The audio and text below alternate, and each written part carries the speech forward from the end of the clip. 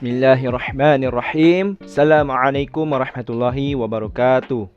Perkenalkan, saya Muhammad Zakwan Fakhruddin, NIM A011246, akan mempresentasikan tentang jaminan mutu sistem standar ISO. Sebelum kita memulai dalam pembahasan, apa sih sebenarnya ISO itu? Terlebih lagi kita akan membahas tentang ISO 9000. Jadi ISO 9000 adalah satu set standar internasional yang menjamin kualitas produk dan layanan. Pada tahun 1987, International Organization for Standardization, atau ini adalah organisasi yang membuat ISO itu sendiri, menciptakan standar ISO 9000, menyediakan pedoman untuk menerapkan dan mengoperasikan sistem manajemen mutu.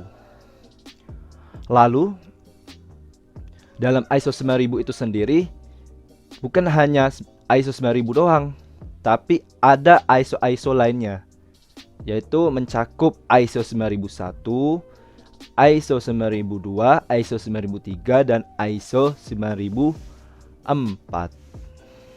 Lanjut, kita akan membahas pertama tentang ISO 9000.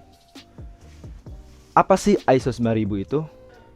Jadi ISO 9000 adalah dalam bahasa Inggris Quality Management and Quality Standardization Guidelines for Selection and Use, atau mencakup dasar-dasar sistem manajemen kualitas dan spesifikasi terminologi dari sistem manajemen mutu atau SMM. ISO 9000 itu sendiri bersifat umum dan tidak terkait pada suatu industri atau sektor ekonomi tertentu. Lalu apa sih manfaat ISO 9000? Jadi manfaatnya itu ada 4, yaitu penghematan biaya, peningkatan efisiensi, produktivitas yang naik, dan tingkat kompetitif yang semakin tinggi. Lanjut, kelebihan sistem ISO 9000. Yang pertama, ada sistem manajemen mutu ISO 9000 yang sangat antisipatif, ketat dalam hal prosedur dan dokumentasi, progresif dalam audit dan tindakan koreksi, serta dilengkapi dengan program sertifikasi.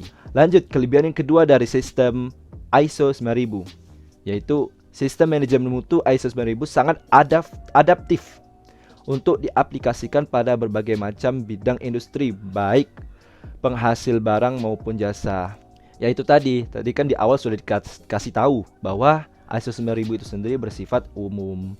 Lanjut ke kelebihan yang ketiga dari ISO 9000, yaitu sangat informatif dan mudah dipahami, serta telah dijadikan sistem manajemen mutu standar internasional. Lanjut ke ISO 9001, Quality System Model Quality Assurance in Design or Development, Production, Installation, and Servicing. ISO 9001 itu sendiri ditujukan untuk digunakan di organisasi manapun untuk merancang, membangun, memasang, dan atau melayani produk apapun atau memberikan bentuk jasa apapun. Standar ini memberikan daftar persyaratan yang harus dipenuhi oleh sebuah organisasi apabila mereka hendak memperoleh kepuasan pelanggan sebagai hasil dari barang dan jasa yang secara konsisten memenuhi permintaan pelanggan tersebut. Implementasi standar ini adalah satu-satunya yang bisa diberikan sertifikat oleh pihak ketiga. Berikut saya akan berikan 20 pasal yang terdapat pada ISO 9001. Ting di sini.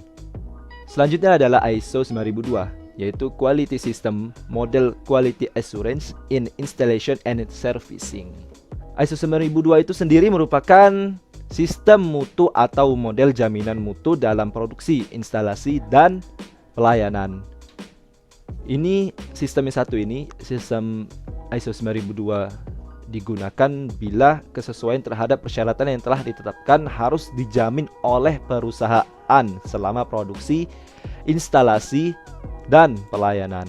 Lanjut ke ISO 9003, Quality System Model Quality Assurance in Final Inspection and Test, merupakan sistem mutu atau model jaminan mutu untuk inspeksi akhir dan tes.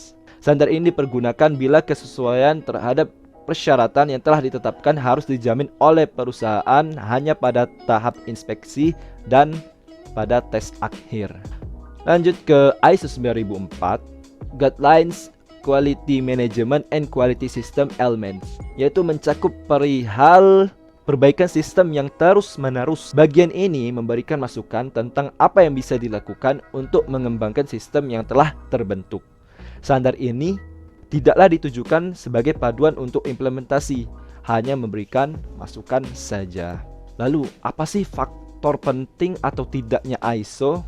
Jadi ada 3, yaitu manajemen, tentang manajemen, wilayah pemasaran, dan tuntutan konsumen. Yang pertama, dari faktor penting atau tidaknya ISO dari bagian manajemen. Faktor pentingnya untuk manajemen sangat dipengaruhi oleh keyakinan akan arti penting dan manfaat bagi perusahaan. Namun tidak pentingnya ISO, banyak perusahaan di Jepang tidak menggunakan standar ISO 9000. Lah, mengapa? Yaitu karena mereka yakin dengan cara mereka sendiri untuk menentukan pengendalian kualitas dengan menerapkan total quality control atau total quality management agar produk mereka tetap laku di pasaran internasional. Jadi si Jepang sendiri tidak mengikuti ISO, dia punya standarnya sendiri. Jadi faktor penting atau tidak penting ISO itu adalah jika pasar bersifat lokal dan konsumen tidak mensyaratkan ISO, maka kebutuhan standar ISO 9000 tidak begitu penting. Tetapi pasar lokal dapat saja menjadi pemicu diterapkannya standar ISO apabila konsumen mereka adalah perusahaan yang menggunakan produk mereka sebagai bahan baku dan perusahaan tersebut sudah menerapkan ISO 9000. Sehingga sebagai perusahaan, sebagai pemasok atau supplier harus menerapkan sistem standar ISO 9000 apabila ingin tetap sebagai pemasok. Lalu implementasi sistem ISO. Implementasinya tersebut ada 5. Yang pertama ada adopsi, persiapan, pengembangan, implementasi, dan assessment. Yang pertama yaitu adopsi. Jadi pada adopsi sendiri ada proses yang harus dilakukan dalam tahapan adopsi ini, yaitu mengetahui, memahami, meyakinkan, niat, motivasi, komitmen, dan penerapan. Lalu yang kedua ada persiapan. Proses persiapan ini dimulai dengan seleksi konsultan, menentukan lingkup sertifikasi, membentuk komite, menunjuk manager of meeting, audit pendahuluan, dan menyusun program kerja.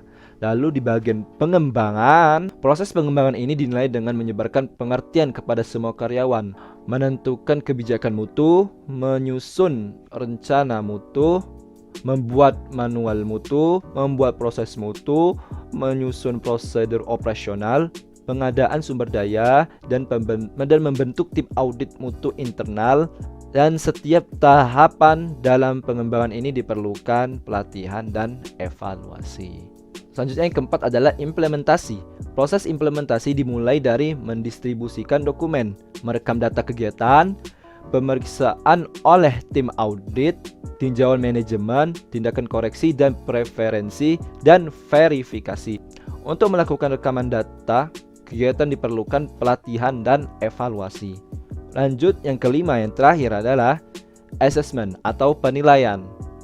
Proses penilaian menuju sertifikasi ini dimulai dari menyeleksi badan sertifikasi, melakukan pra-audit, melakukan tindakan program kerja atau pengarahan, pengecekan akhir, pembukaan, penilaian yang hasilnya apakah perusahaan mendapatkan sertifikasi atau tidak.